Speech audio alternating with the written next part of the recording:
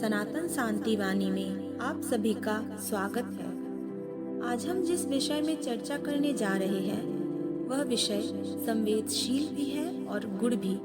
आज का विषय है शास्त्रों के अनुसार किन स्त्रियों के लिए विवाह अनिवार्य नहीं माना गया और किन परिस्थितियों में स्त्रियों का अविवाहित रहना स्वयं एक धर्म बन गया। यहाँ एक बात स्पष्ट कर लेना बहुत आवश्यक है। शास्त्र कभी भी स्त्री को हीन नहीं बताते, बल्कि कई स्थितियों में स्त्री को विवाह से भी ऊंचा स्थान देते हैं। विवाह को शास्त्रों ने कर्तव्य कहा है, बाध्यता नहीं। और जहाँ कर्तव्य से धर्म टूटे वहाँ शास्त्र स्वयं विराम दे देते हैं। आज हम किसी आधुनिक विचार से नहीं, बल्कि मनुस्मृति, धर्मशुद्ध उपनिषद, पुराण और इतिहास की घटनाओं से आधारित पर बात करेंगे। तो चलिए आज इस विषय को आरोप नहीं, आत्मचिंतन की दृष्टि से समझते हैं। शास्त्रों के अनुसार विवाह को जीवन का एक महत्वपूर्ण संस्कार माना गया है, लेकिन शास्त्र कभी भी विवाह को हर स्त्री के लिए अनिवार्य बंधन नहीं बताते। यह एक बहुत बड़ा भ्रम है कि स्त्री का धर्म केवल विवाह से ही पूर्ण होता है। वास्तव में शास्त्र यह कहते हैं कि धर्म बाहरी स्थिति नहीं, बल्कि आत्मा की अवस्था है।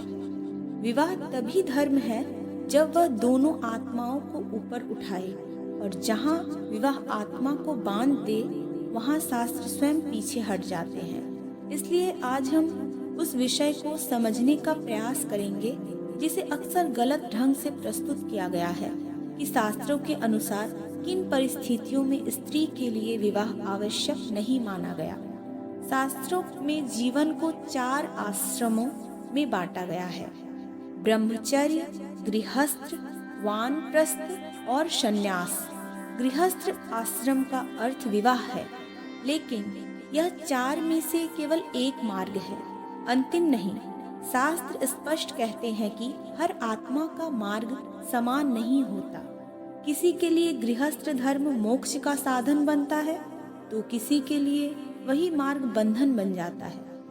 इसलिए मनुस्मृति और उपनिषदों में यह बात कही गई है कि जिस स्त्री का मन विषयों में न लगे, जिसकी चेतना सांसारिक बंधनों से ऊपर उठ चुकी हो, उसके लिए विवाह आवश्यक नहीं माना गया।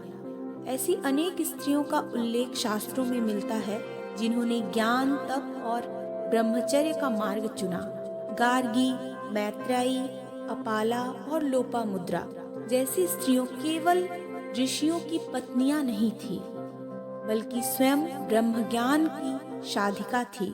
गार्गी ने राजसभा में याज्ञवल्क्य जैसे महर्षियों से प्रश्न किए, और उपनिषद जिन्हें पूर्ण अधिकार देते हैं, शास्त्र कहते हैं कि जिस स्त्री का लक्ष्य मोक्ष हो उसे विवाह से बंधन में बांधना अधर्म है, क्योंकि विवाह तब उसके साधन में बाधा बन जाता है।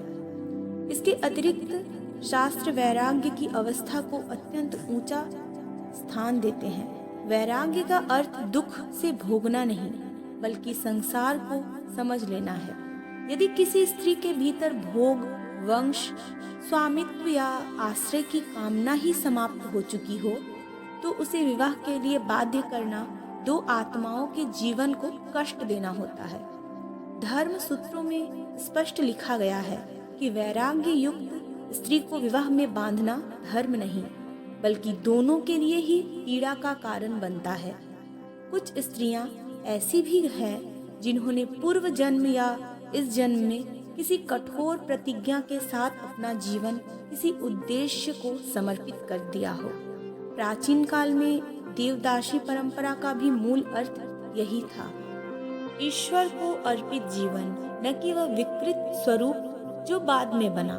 इसी प्रकार कुल देवी की सेवा, आजीवन तपस्या या किसी विशेष व्रत से बंधी स्त्रियों के लिए शास्त्र कहते हैं कि उनका विवाह कर देना उनके जीवन धर्म से विचलन है, जिनसे स्वयं ईश्वर को अर्पित कर दिया हो।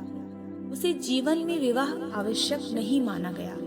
शास्त्र ये भी कहते हैं कि यदि किसी स्त्री का विवाह समाज, कुल या अनेक लोगों के लिए अधर्म का कारण बन सकता है, तो उसका अविवाहित रहना ही धर्म है। महाभारत में ऐसे प्रसंग मिलते हैं जहाँ स्त्री का त्याग, उसका मौन और उसका अविवाहित रहना पूरे समाज के लिए कल्याणकारी सिद्ध हुआ।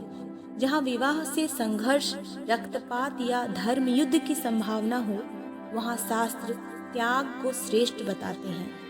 एक और महत्वपूर्ण बात जो शास्त्र कहते हैं वह यह है कि यदि स्त्री मानसिक, भावनात्मक या आध्यात्मिक रूप से विवाह के दायित्व को वहन करने के लिए स्थिति में हो, तो केवल सामाजिक दबाव में किया गया विवाह दो जीवन को नष्ट कर देता है। मनुवृत्ति में यह स्पष्ट कहा गया है कि असंतुलित मन से किया गया विवाह धर्म नहीं बल्कि दंड बन जाता है। शास्त्र कभी भी किसी स्त्री को किसी जिम्मेदारी से नहीं बांधते जिसे वह स्वयं स्वीकार न कर सके। विधवा स्त्रियों के विषय में भी शास्त्रों की दृष्टि बहुत संतुलित है।